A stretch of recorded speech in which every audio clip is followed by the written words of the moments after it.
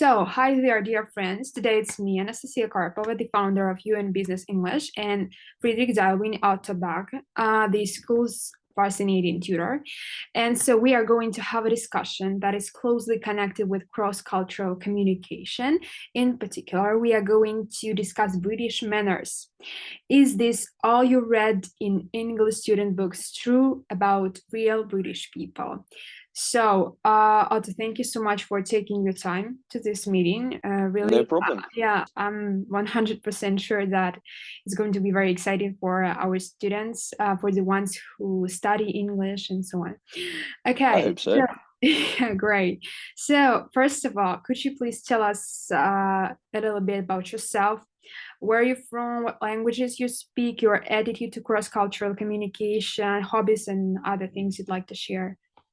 Okay, so my name is Friedrich Divlin Otto Berg, which is already a bit of a split because it's a German name, and I live in the UK. But I was born in Germany, and I moved here when I was 3.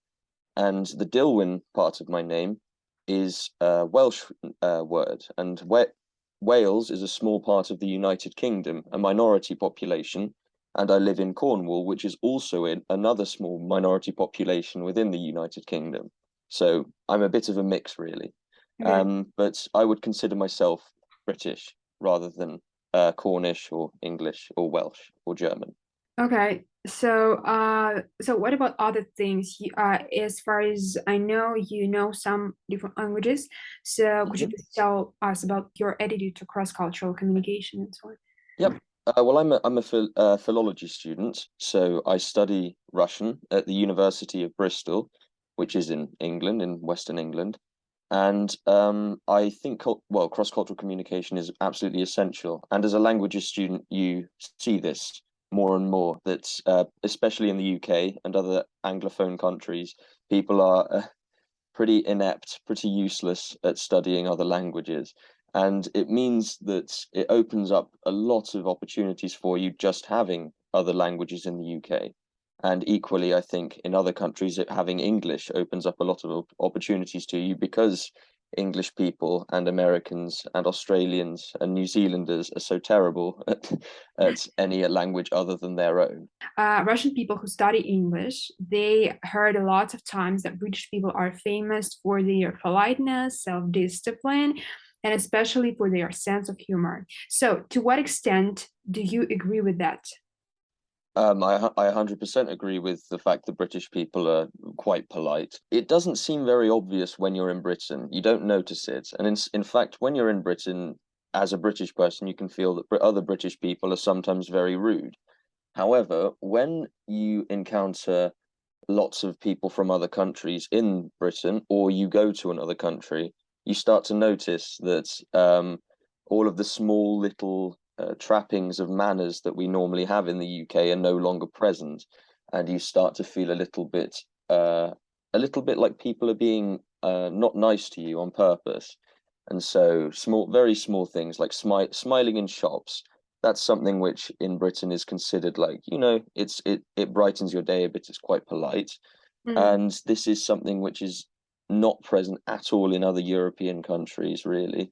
Or possibly a little bit in places like Germany and France, but definitely not in Russia. And so have you heard this saying in Russian? Улыбка без причины признак дурачины. Have you heard about this? Okay.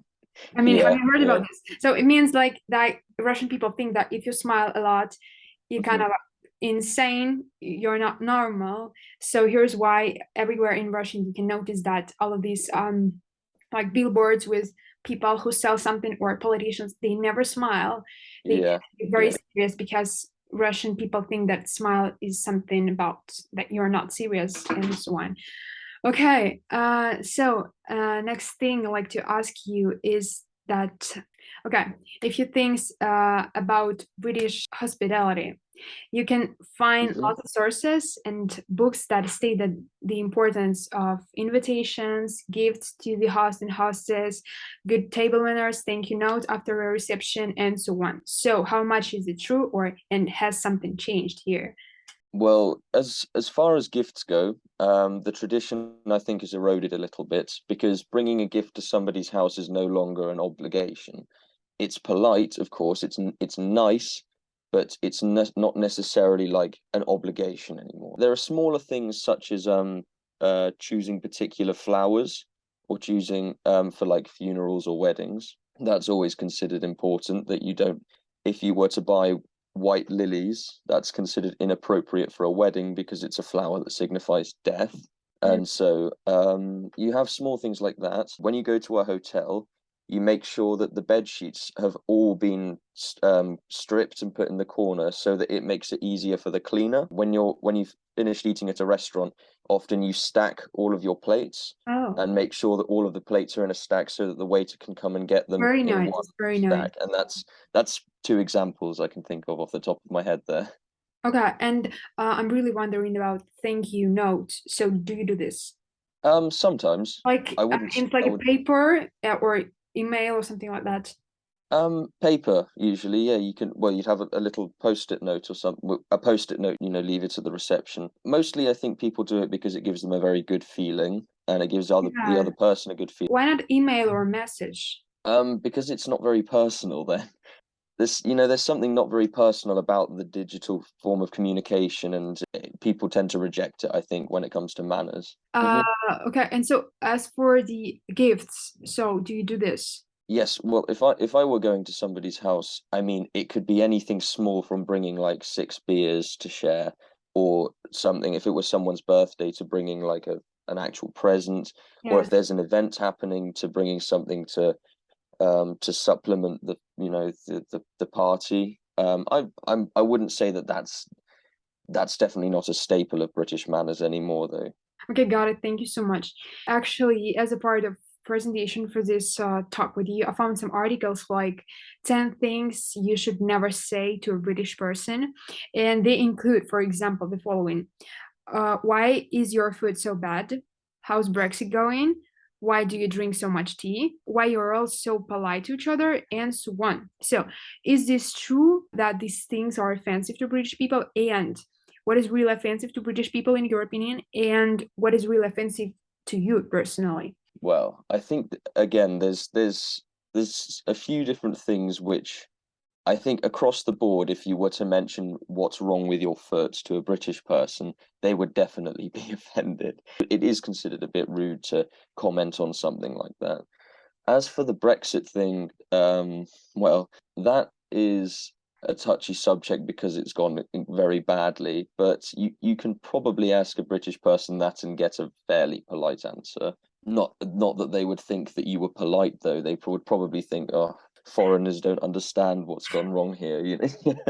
As for the what was the other one? You said it was about So, tea. why do you drink so much tea? Yeah. No one would be offended if you asked them that. I think British people are almost quite proud of the fact that they drink a lot of tea. I don't know I why, mean, but is this true or it depends on the person? it's true. British people do drink a lot of tea. Most people know how to make a cup of tea properly by the time that they're about 14 or so. Some people drink upwards of 12 cups of tea a day. So it's sort of from dawn till dusk is just tea. Okay, Yeah. right. And so, Mhm. like, there was a question, why are you so polite to each other? So, does it sound offensive? And I wouldn't say so. I think most British people would find it funny because as I said, when you're in the UK, you don't notice it very often how polite you people are to each other. Like there's a lot of apologizing Mhm. unnecessarily and a lot of asking for things that don't need to be asked for. So if you were in the house of a friend, often people would just ask for a glass of water while getting the glass. So Mhm. I'd be going and say, "Oh, do you mind if I have a glass of water quickly while I'm getting the glass of Yeah, water?" yeah, I Which see. is, Yeah. yeah, unnecessary, but So, and as for food, this Mhm. question, why is your food so bad? It means like your cuisine, or I mean, what you're now eating. The cuisine usually. Ah, okay. Some British people who are a little more narrow-minded would probably be Yeah. upset by that, but it is true. But we have some good dishes, Mhm. but we have some horrible ones. Like where I'm from in Cornwall, there's a famous dish called Stargazy pie, which is a pie made with fish heads and poking out of the top. This is it.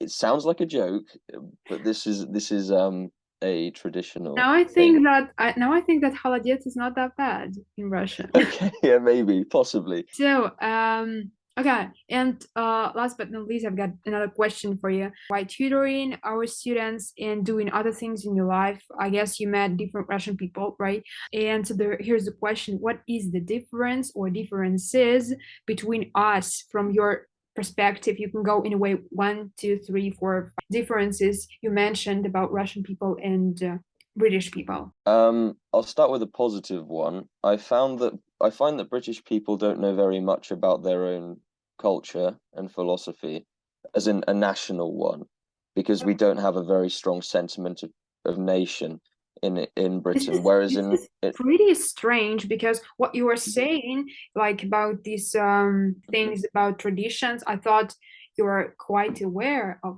your culture and history. I think me personally maybe, but that's only because I've read it myself. I'd say most British people aren't. Whereas in Russia, I found that people had a stronger grasp of their own history, poetry, philosophy, such things. In England, it would mostly be Shakespeare, and that's about it. Mm. Whereas in Russia, it seemed that people knew about Dostoevsky, Tolstoy, Pushkin, and so on. So it was one difference I found quite nice. I did find Russian people to be a lot more blunt, very, very straightforward, in fact, which is fine. I mean, I didn't expect it to be any different, and it didn't seem rude to me. It just seemed very, very on the nose. Sometimes British people take 3 questions to lead up to something, which is uncomfortable, whereas a Russian will just go straight for the first question. So, for example, if it was talking about a recent divorce, the British person would be like, oh, I haven't seen this person in a while, or even if they know that the divorce happened, oh, I haven't seen your wife in a while. How is she? Mhm. Is everything okay? And whereas the Russians like, Yeah. did you divorce? Did you? Yes. So I think Russian people are a lot more skeptical, probably a bit more cynical. British people are quite cynical though, which is so I was surprised when I saw how cynical Russians were. I met mostly younger people, Oh. and obviously they were very cynical about various things to do with politics and these sorts of things. And it was interesting to talk about that. But even smaller things, so driving, crossing the road or something like that, it would be they always expect people to run through red lights. So in the UK, it's not like that. In the UK, we expect people to stop and so we can walk across. The driving was another big difference, is that Russian driving was a lot worse. And in Britain, the driving, we obey the rules quite strongly. But in Russia, that was not the case. Yeah, yeah. Actually, Russian drivers are the most impolite people in the world. Mhm. They can't help by arguing when driving. It's Yeah, just their yeah. passion. I like it so much. I don't know We why. call that road rage. And it would also the other thing was whenever you'd ask somebody how they were, you'd get a direct answer. So in Britain, if you ask, "Oh, how are you?" you will almost always be met with, "Oh, I'm great," or "Oh, I'm just a bit tired," or something positive. Whereas in Russia, it would be like, "Well, actually, I'm doing terribly today." And it's in Britain, this would be very surprising. Like this is not what I expected at all. Okay, yeah, I see. So, anyway, thank you so much for your responses. I No really problem. Thanks for found it, having me. yes, I found it really interesting, some things, I'm and glad. yeah, so I hope that it's gonna be interesting for the students, for the ones who are going to watch this, and yeah, but now that's it. I guess probably see you next time.